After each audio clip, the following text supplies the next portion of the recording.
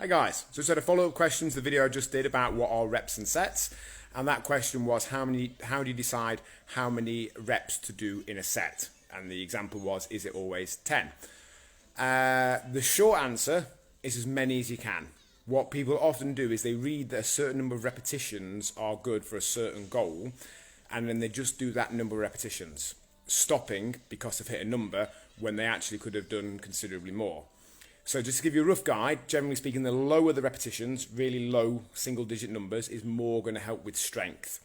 Your medium numbers, so like 6, 8, etc., when done to failure, will be more sort of muscular development, toning, etc. Higher numbers in the teens, etc., will be more to do with endurance. But that's only if taken to failure.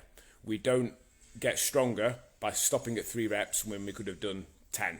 That'll do literally nothing. We don't get more endurance by stopping at 12 reps when we could have done 20 or 30. We don't get more toned stopping at 8 reps when we could have done 15. And ultimately, that's not a black and white thing either as well. It's not that as soon as you go from rep 3 to 4, it changes from being a strength thing to being a muscular development thing.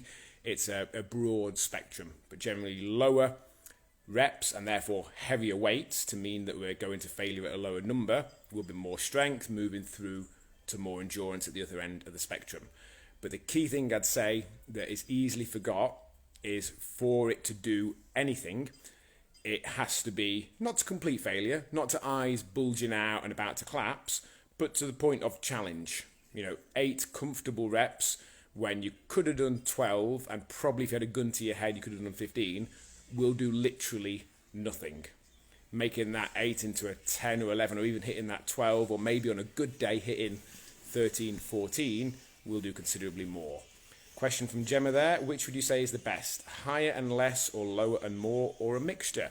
It largely depends on what you're looking for. If you're looking to get particularly strong, lower reps on average. A balanced program is key overall. It's not just doing super heavy low reps, but if you're looking to get stronger, more of that type of training.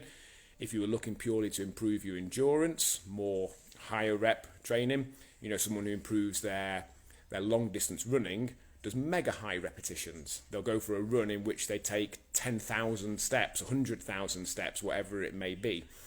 But that's one end of the extreme.